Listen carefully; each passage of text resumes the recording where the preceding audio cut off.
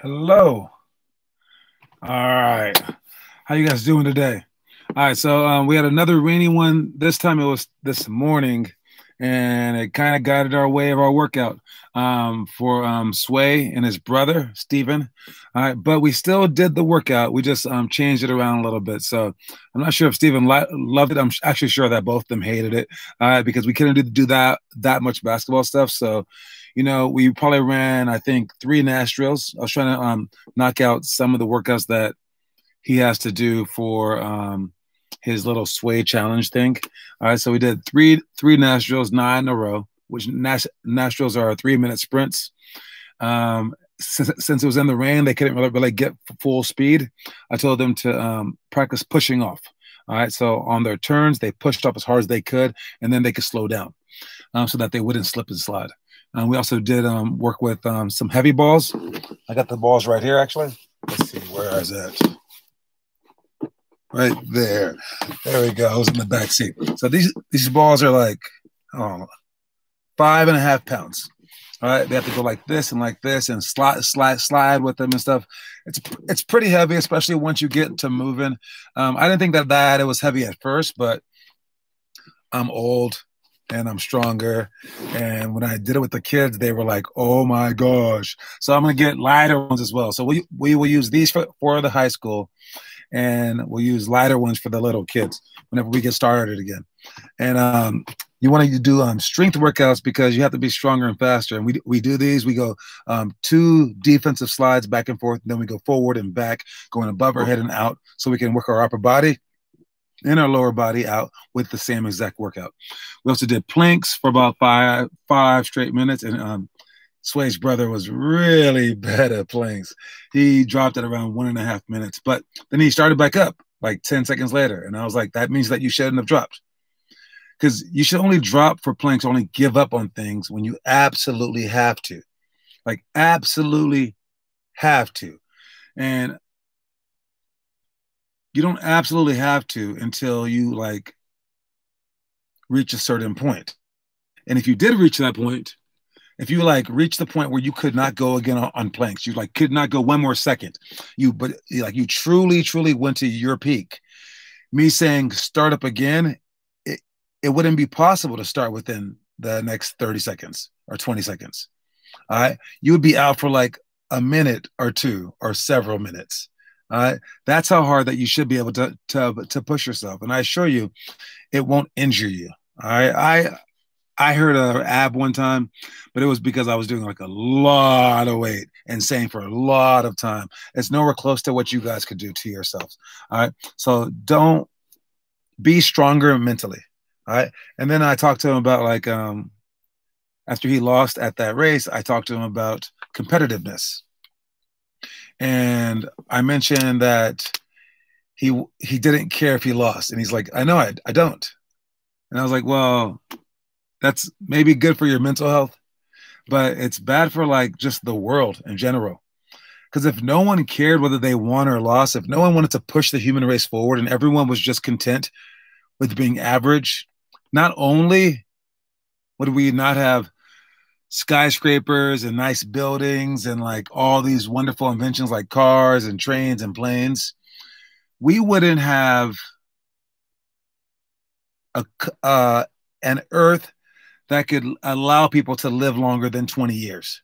All right, we wouldn't be able to like cultivate food properly out of the ground. If everyone were just average and mediocre, we wouldn't be able to help people. We wouldn't be able to do anything for anyone ever. All right. And then what's further than that, we would have no sports, none. I mean, like nobody would even care. I mean, and the people that were like our heroes in life, like the Michael Jordan, Steph Curry's, those people would be nothing without the competitive nature. But what's more is that people like Martin Luther King would be nothing because he had a competitive nature. Blacks were getting something back in the 50s. They weren't like dying that often. All right. Yet he was like, no, I want to be equal. And that is a competitive nature.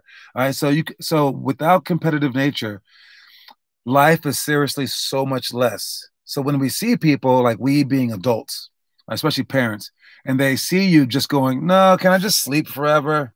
Can I just play video games all day long and just do nothing? That it just really, really hurts because if everyone were like you, the world would be a horrible place. And you don't want to ever say something like that about yourself.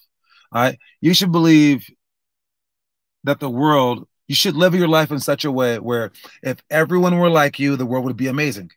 If everyone were exactly like you, the world would be great. All right. So maybe you like to steal or you like to lie, right? And if you lie or you steal, you're going to steal small things and you're only one person. Maybe you just kill one person, you just you murder one person. It's not going to change the entire world, right? But now if everyone acted like that and everyone were stealing and everyone were killing, that would be the end of the world, right? So with that said, you need to make sure that your actions are positive so that who you are, if you multiplied it by the entire world, that would be a good world to live in. And this has actually helped me out. When I was in high school, I used to park wherever I wanted to park. All right. And I would park like just to be funny, kind of. I would park in the middle of a cul-de-sac. Like it's at the end of the road with a big circle. And I'll park right in the middle and I'll get out and walk away. And people are like, why are you doing that? And I'm like, I don't know. Does it matter? And they're like, well, no one else is doing it. I'm like, exactly. If everyone else did it, I couldn't do it. Duh. So it's only me doing it, so it's okay. And I thought that it was so funny. And then I would leave my trash at the movie theater, and I was like, it's okay. It's only one person's trash, and plus I'm helping with jobs because people come and clean it up. And then I started thinking about like, what if everyone did what I did? And then I changed my behavior when I was about like 20 or so, and I started to realize like the small things in life add up. So be competitive. Try to win everything so you can practice at it. All right. And the final reason why you do this is because one day in life, you may want something. Maybe it's a car. Maybe it's a jet airplane. Maybe it's the NBA. Maybe it's a job. Maybe it's a wife. Maybe it's just, I want, did he? I want to be a great father. All right. And if you want to be a great father or any of those other things, you should want to be the best at it. And you can practice being the best by playing sports. Anyways, Finn Kaufman breaking some news on us like, Klay Thompson just got injured again. I gotta see. Let's see. I had no updates on my end. Let's check. This is pretty breaking news. Let's check Twitter. Yeah, leg injury suffered in a workout in South California. Under testing, apparent leg injury. Let's see. The Warriors about 90 minutes. Oh, that's crazy. It happened right before the draft, too. Oh, man. Okay, so they don't know yet. He couldn't put weight on his lower leg. It looked bad, someone says. Uh-oh. But neither was ready to assume catastrophic. Ooh, wait. Oh, that's crazy. Well, the NBA draft is tonight, and the Warriors do have to have the second pick.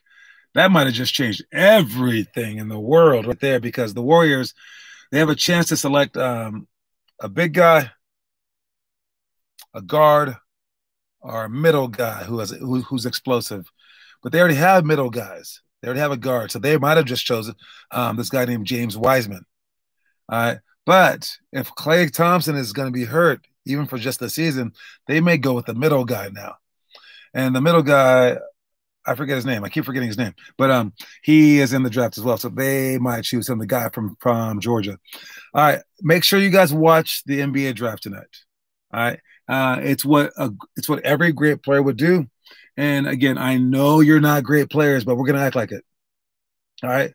Just like a great player would shoot 500 shots a day, a great player would be playing against the best teams.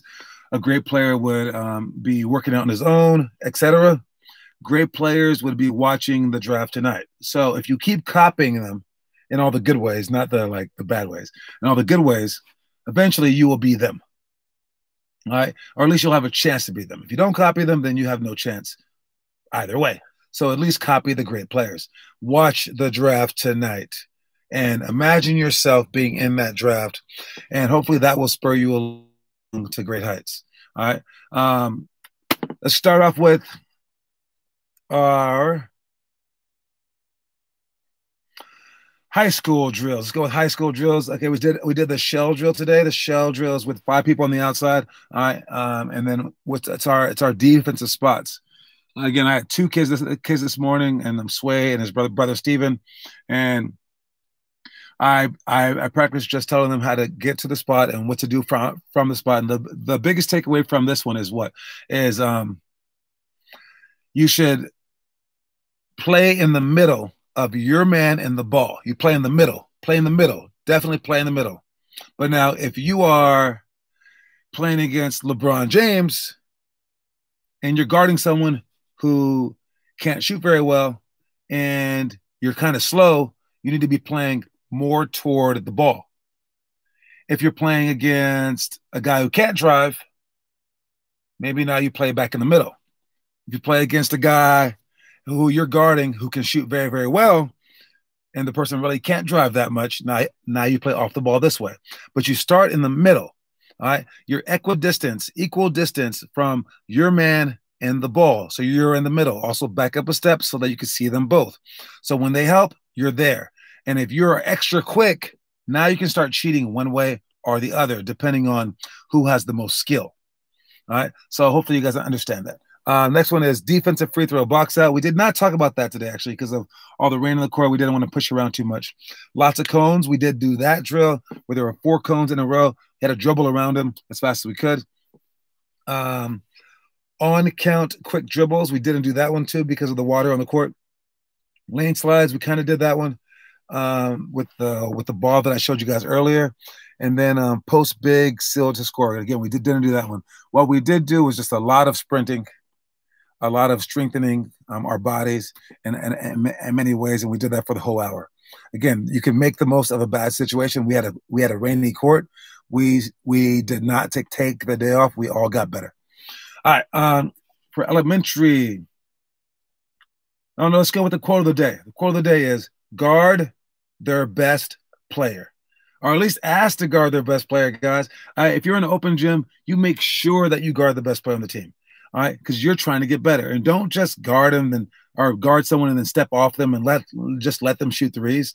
All right, you guard them like you want to stay in front of them, and you work hard so that every time that you play defense, your muscles are going to get stronger and stronger and stronger. All right, so you play defense against the best all the time, you're gonna get better. All right, and if you can defend in basketball, they're gonna let you play the entire game. So learn to defend, learn to and be brave enough to want to guard the other team's best player. If the coach tells you no, so be it. At least he knows that you wanted to. All right. Elementary workouts. We have alley-oops. Now, you can do the alley-oops a few different ways. I was so surprised when Leandre did his alley-oop this summer. He, as a 3rd grader, bounced the ball off the ground and alley-ooped it to himself on the way up. That was pretty cool. All right, that's like a playground move. Not like he dunked it or anything, but he still did it. All right, so there's that alley-oop. There's alley-oop where you throw it up in the air, off the bounce, and then jump in and catch it. Alley-oop off the backboard yourself. Alley-oop from someone else's pass off the backboard yourself. Alley-oop in the air off someone's pass to you. There's you can bounce it off the backboard to yourself. Okay, there's so many different alley-oops, and I like the alley-oops. One, because they're fun. 2, because they make you stronger, because you're like jumping a whole bunch of times. 3, though, it helps your timing, not just for alley-oops and dunks and stuff like that. It helps your timing for rebounds and rebound finishes. All right, so you can judge the ball's path and like sprint in, and then it helps your entire flow out. So don't take alley-oops for granted just because it's like a silly show-off thing. No, 1, it's a fun thing. Basketball is a very, very fun game and a very creative game. All right. And 2, it's going to make you stronger, better, more coordinated, everything. Oh, I forgot an alley-oop. You can also throw it behind your back, over your shoulder, to yourself, reverse layup, maybe something like that. All right. So practice your alley-oops today, elementary kids. Next one is wall passes. You can also use backward passes if you don't have a good wall. Make sure that you're not throwing it against a wall that's that gives, because your parents might get mad at you. All right, not an indoor wall. Make sure it's an outdoor wall, and you want to throw the ball to one hand, to the other hand, to crossing hands, then behind the back wraps with both ways. And today is Jason Williams' birthday. No, not Jay Williams, the guy that's an ESPN analyst that when he was a basketball player, he got hurt on a motorcycle. No, not Jason Williams, the guy who killed his chauffeur. Oh my God, that was crazy. No, this is Jason Williams, white chocolate Jason Williams from Sacramento Kings. He's a very, very show-off player. Oh, he was amazing. He was so fun to watch. And what he did, at least a few times, he threw a behind the back pass that was faster than I think anyone's ever thrown a pass before. And he threw it behind his back with so much zip all the way through there. And like he threw this one pass that you can see in his birthday highlights if you go on Twitter or YouTube, where he threw it with his left hand straight like this and turned his head. And it's funny that during the game, the elbow pass is pretty cool, but during the game when he threw that left hand pass and spun around, you can hear him go, "Woo!" And he's like, as he's throwing the pass, he's like yelling and like all like excited about it. And that is how you have fun playing basketball. But that took a lot of practice beforehand for him to be able to do it in the NBA. And remember, a big knock on him, a big knock would be they said, "Oh my God, Jason Williams is doing moves that I was doing back in the 6th grade." That's true. I was doing some of those moves back in the 6th grade. The difference is Jason Williams was doing 6th grade moves on NBA players, and it was working. All right. So that takes an enormous amount of practice. So don't be afraid to make the game a fun game. So happy birthday, Jason Williams. If you're listening, I got 4 viewers today. You might be one of them. Hey, Jason. All right. Anyways, deflect to layup. You can do this off the wall if you have to, just to get the ball down with your opposite hand. But usually it's done with the person passing the ball to another person. And you have to stand in the middle of the passing lane and then deflect the ball with your ball side hand. Turn like this. And then you go for a layup. Next one is zigzag sprint D. All right, that's when we're sliding, and messing with the ball handle like this. And then he's just walking. And then he can sprint. And then we have to turn and sprint with him. You don't keep sliding. All right. So you turn and you run to cut him off, and then you slide back the opposite way. And you guys keep going diagonal back and forth like this. And whenever he starts to go, you slide, then he'll sprint. Then slide, then he sprints. You want to make sure that you tap the ball with the inside hand, and with the hand that he's going in that direction, that hand is up in the passing lane. Anchor layups. Someone places the ball down on the ground. You reach for the ball there's 2 balls, both on each block. You reach for the ball by keeping your anchor foot close to the basket. As soon as you catch the ball off the ground with 2 hands, you bring it up to above your ear first, and then you quickly step together and then shoot a hook shot, and then you sprint to the other side. You keep doing this back and forth. If you're older and stronger and taller, you could do that with dunks. That's how we did it in college. Anchor layups. Last one is point blank layups, getting extremely close and throwing the ball through the rim, but hitting the backboard first, but through the rim, and seeing how many shots that you can make point blank. It's kind of like juggling after a while. If you're taller, it does work better, but the point is to shoot a perfect layup by hitting just the backboard and just the net, hitting no rim at all, and have it go through. You should get to the point, right hand and left hand, where you can do this throughout the entire, like, let's say, like you could do it for 30 straight seconds without ever touching the rim, and make it as many as you possibly can with point blank layups. Because the layup should be the easiest shot. So you got to get that thing automatic. He can't throw a chest pass is what they said. Yes, he was allergic to chest passes. NBA drafted in 46 minutes. Someone just texted me too. Man, I'm getting a lot of messages today, everywhere. Twitter, text messages, y'all messages. It's all good. That's because some exciting stuff is happening today. We're going to watch the NBA draft to see who's going to get picked first and second and third, and so on and so forth. Someone said the OKC, the Oklahoma City Thunder, they are trading away all their players for draft picks because they figure if they can't be good this year, they're going to be good in five years. They've done it before. and they drafted 3 MVPs. They're planning to do it again, and they have like so many draft picks over the next few years. It's crazy, and they're about to OKC acquire Danny Green. No, you're behind. Danny Green just got traded away again to Philadelphia 76ers for Al Horford and 2 other picks. So someone said that OKC is going to have so many picks, they're going to just have every pick in the draft, and then they're just going to tell people the order that they want their players to be drafted. All right, so I mean, they have so many picks. That's a smart thing. Again, they are not focused on now; they're focused on the future. And then all people do is they just get jealous when that team gets stacked, and they're like, "You guys have a super team." No, that's not a super team. They worked for it by waiting. They didn't do it like LeBron. They didn't do it like KD did it a couple of times. All right, they did it the natural way, the way that you're supposed to be doing it through the draft. And they're not even like cheating by like tanking. Tanking is when you lose games on purpose. Nah, they're just trading away assets that people want now, and they're putting out fake gold. It's crazy. Anyways, let me think. Oh, what I heard about Russell Westbrook. Did I tell you guys about this? I might have. I'm not sure. But yes, Russell Westbrook and James Harden don't want to be on the Rockets anymore because basically their owner is a big Trump supporter. All right. And that's cool. It's whatever. But they offered James Harden $52 million, and he said no. So he really wants off. All right. But the coolest part about this story is they know that they said that we're not even going to trade them early. We're going to wait. And they said, because everyone wants James Harden. We know that. So you can want him now, you want him later. So give us a good trade and we can wait. And then they said also Russell Westbrook, they think that he's not worth value anymore. Nah. Russell Westbrook is going to start off the year and play well and bring his value up because Russell Westbrook always plays hard. They said no matter how sad he is, he's going to play hard. They didn't say that about James Harden.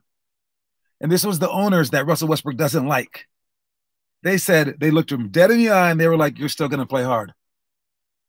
And were they threatening him? Nope. They just know Russell Westbrook. They know that he has no other gear. And I think that's a beautiful, beautiful thing about Russell Westbrook. All right. He's thinking he only lives so long. Russell Westbrook will play hard no matter what. But notice that they didn't say it about James Harden. James Harden might take off. Who knows? But they know Russell Westbrook. You got to be that kind of guy where even your enemies know that you're not going to take a day off. It's just who you are. And I've had players in Lithuania on my team. I've seen players here in America on like some girls teams, seen players, a lot of places in the NBA especially too, where they hate the coach. And when they hate the coach, they don't want to see the coach win. And they play softer. And they just go, whatever, I don't care about you. But me, I was sat on the bench for the first 6 games when I was in Lithuania. The coach was stupid. It was so stupid. And the owner asked me, Šarūnas Marciulionis, who played in the NBA, he's like, hey, why aren't you playing? And I was like, I don't know. And he's like, well, are you doing well in practice? I was like, yeah, I'm the best player. He's like, really? I was like, yeah. He goes, well, we're 0-6. You need to play. I was like, I know. So he told the coach to play me. And the coach said, he's not good. I'll show you. So he started me.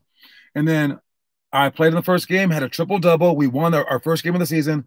Then we went on to win the championship, and I got MVP of the whole league. That's how wrong he was. Still, all my teammates they hated him. They're like, he's the horrible coach. And they would want to like go out there and not be good. But I was like, no, guys, that's not our job. Our job is to make him coach of the year. I want everyone to think he's the best coach that ever lived. Why? I don't care. I don't really care what people think about him. He does suck. But I am competitive and I want to win. And there's no time for me to be dramatic and be like sad about stuff because I only get to play one time. And now I get to tell you that story. Right. And the story isn't, well, I have this bad coach in Lithuania. So, I just started crying every day and we lost. That's not a good story. Now the story is, even though we had a bad coach, I sucked it up. I waited my time. I worked my butt off and then we won the whole thing. And now I get to show how stupid that coach was because the first 6 games were him not playing me. Right when he put me in, you saw what happened. And I had to do it over like 20 something games. Imagine if your coach didn't play the whole season and then you got one game in the end. And all you have to do is play good one game to make him look like an idiot.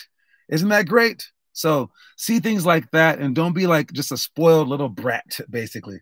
And speaking of that, I mentioned, I'm not calling him spoiled little brat, but I mentioned Sway's brother not being competitive. When you live in a nice neighborhood, you have the luxury or the privilege of not being competitive. You get to say, don't want to try. I don't care if I win. At sports, at school, I don't care. It's okay. You get the privilege to do that. You're lucky. But you got to realize people in other towns with their parents don't have money, they can't do that. If they do that, they're going to die. They're going to be on the street as a homeless person if they were just trying to be average. You're forced to be as great as you can possibly become over there. There's no chance to be average if you're raised in the hood because you got to get out badly or you might get shot or like in jail one day. All right. So with that said, since you're given such an enormous opportunity and you're so lucky, you can't just walk around like you own the place, I guess. All right. So try to stay motivated, try to be competitive. All right. Our last ones are the middle school ones, and we're going with one-on-one, no steals, no blocks. I like that one a lot for the defense reasons, actually. And it's good for offense, too. Make 15 threes in 3 minutes, line jumps to shots, tap series, 21 by 3 jumps, and quick ball touches. And then the motivational story of the day, let me get to my position so I can read it. I can't see that far. All right. If you learn to develop an abundant mentality, you will not be envious of others. You will celebrate their successes. You will share in their joys and their pains. Don't see life as a competition, but as complementary. And then do your part to add to that abundance. Now, I said that this morning. See you later, Finn. I said that this morning to Sway, and I was like, whoa, that sounds like the exact opposite of what I just told you. And that's true. I told you to be ultra competitive, but then I just told you, don't be so competitive. That's true. But it's not true at the same time. It's true at different times. During the game, you want to kill the other person. Right after the game, you need to be proud of all that they did. All right? Because it's not a zero-sum game. What zero-sum means is this. I win and you lose. No. It can be I did really well and you also did really well. And yeah, I won the game, but you won something else, or you won the game and I won something else. All right. And what you want to do is you don't want to be a hater. All right. And haters are people who are like, oh my God, you have a nice house. That's stupid. I hate you. Blah, blah, blah. That's a hater. All right. A hater is someone that they hate you because of what you have. All right. What you need to do if you hate anyone is to hate them for taking away what you don't have, I guess. But all you need to do is strive to have an equal house to them. All right. There's enough room in this world for everyone to have a lot. So don't be a hater. Add to the abundance so that everyone's happy in the end. There's a possibility for everyone to be happy, for everyone to be great. And again, it doesn't come from wins and losses. So go ahead and kick their butt during the game. But right afterwards, help them up. Tell them great job. Tell them one good thing that they did during that game, especially if they were horrible. All right. Because again, you have to have an abundant attitude. You can't be trying to pull others down just to lift yourself up. So if you're racing against someone, it's not, let me go pop his tires to win the game. It's not, let me injure the other player on the other team. Nah, you don't want to win like that. That would be horrible if the entire other team got injured and that's why you won. You don't want to win a championship like that. Nah, you want them all to be as healthy as possible and then beat their butt. So that's the balance. All right. So anyways, I'm about to head out to the Tice Valley. I will see you guys there if you're there. I'll see you online if you're online. And either way, have a great day, you guys. Hopefully you guys are working out. And again, watch the NBA draft. Hi, Mom. And I'll check everyone else out later. All right. Peace.